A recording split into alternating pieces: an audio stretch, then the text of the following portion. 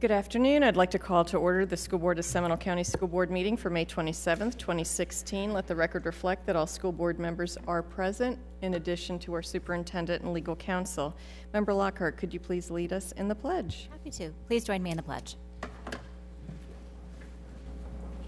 I pledge allegiance to the flag of the United States of America and to the republic for which it stands, one nation, under God, indivisible, with liberty and justice for all.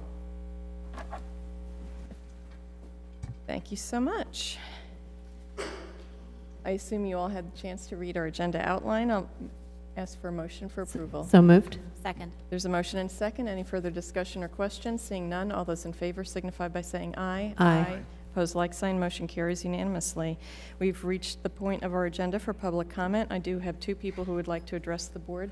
Member Lockhart, if you could share our policy with our audience today, I'd appreciate it. Yes. The public input segment of our meeting is provided to allow the public to present specific matters to the school board for consideration and referral to the superintendent and staff for inquiry and action, or to address specific items on the agenda. The public input segment of the meeting is not open to presentation of campaign issues by political candidates or others, student disciplinary actions, pending employee disciplinary matters, or pending litigation. Policy 9.63, civility and conduct of parents, other visitors to schools and school district facilities and district employees, states that it is not the intent of the school board to deprive any person of his or her right of freedom of expression. It is, however, the intent of the board to promote mutual respect, civility, and orderly conduct on the part of members of the public appearing before the school board. The school board expects positive communication and will not permit disruptive, volatile, hostile, or aggressive communications on the part of speakers.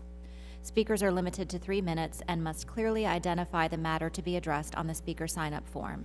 Speakers shall direct their comments only to the school board and may not address the audience. Speakers that do not comply with this direction will be asked to leave the lectern. If you would, please state your name and address for the record. Thank you so much. At this point in time, I'd like to call Barbara Beasley to the podium. Thank you.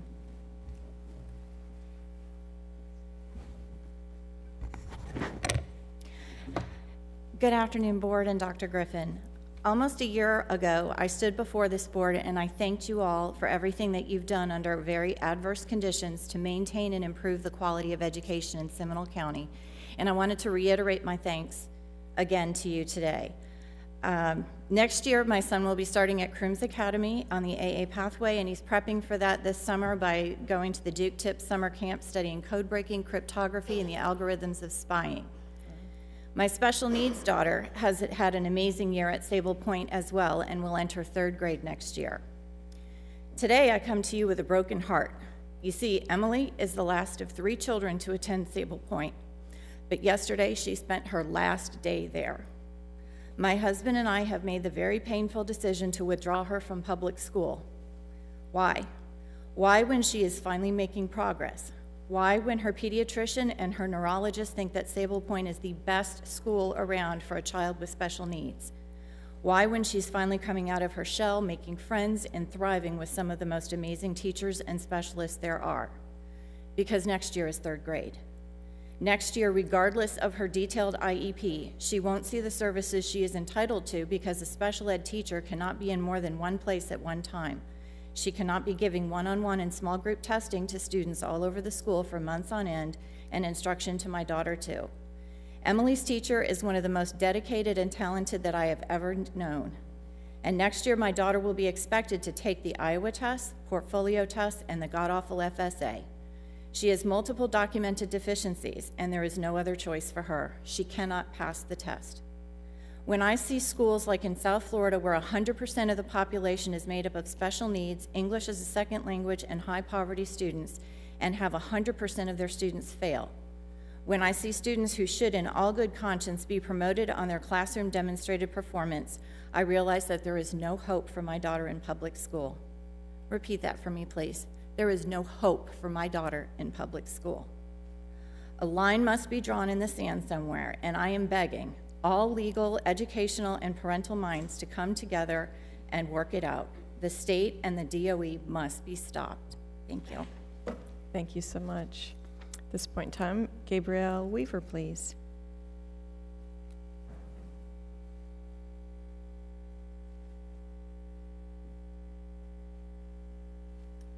Good afternoon, Board and Dr. Griffin. I'm here today because I received official notification that my daughter, Cameron, has been retained in the 3rd grade. At the beginning of the year, I requested in writing to my daughter's teacher that a portfolio of work be started and maintained throughout the year, as we will be minimally participating in the FSA.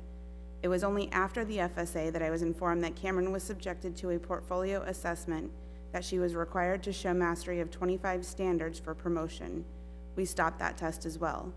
Since then, I've received correspondence from Wekiva Elementary regarding Florida Statute 1008.25. In paragraph 4B, as minimal as it may have been, my child did in fact participate in the FSA. The school also cited paragraph 5B, which talks about being promoted to grade 4 by way of a score. I'm asking why, though, did the school pick this paragraph in particular, as it only pertains to reading deficiency and parental notification, as noted by the heading. For reference, Cameron's Lexile score is 931, whereas the grade level mean is 707. This shows that my child does not have a reading deficiency. The school then addresses good cause exemption in paragraph 6B. In subsection 4, a student could demonstrate mastery through a student portfolio. Merriam-Webster Dictionary and Pinellas County Schools have defined portfolio as a collection of student work. Lastly, the school cited paragraph 6C for request for good cause exemption, where it states, students' academic record can be used. Merriam-Webster defines records as an authentic official copy. I would like an explanation as to how a portfolio assessment of 25 standards is an authentic copy of my child's work, and why the school is using this method instead of Rule 6A 1.094221, which fully outlines portfolio protocol for good cause promotion. Thank you. Thank you so much for your input. Dr. Griffin, do you have any agenda modifications? Yes, there is an addendum item. The addendum for good cause is marked with a green flag on the electronic agenda. Thank you. And Dr. Griffin, do you have a recommendation under 3A? Yes, that the School Board of Seminole County approve the XQ, the Super School Project, SCPS, PSI, High Letter of Support and Grant Application. So moved.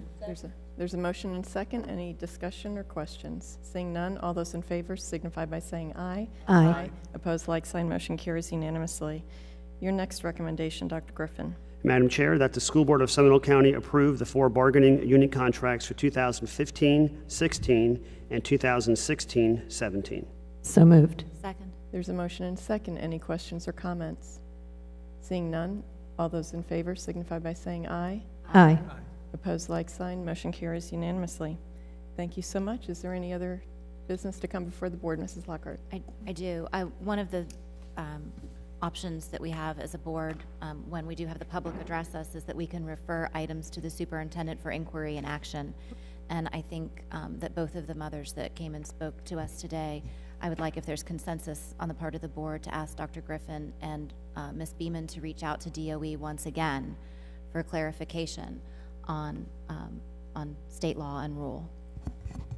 Certainly will. I mean, we have been in communication with DOE, but we will continue to do so. Thank you. All right. Thank Thank you. you. I appreciate it. Anything else, board members? Seeing none, thank you so very much. This meeting stands adjourned.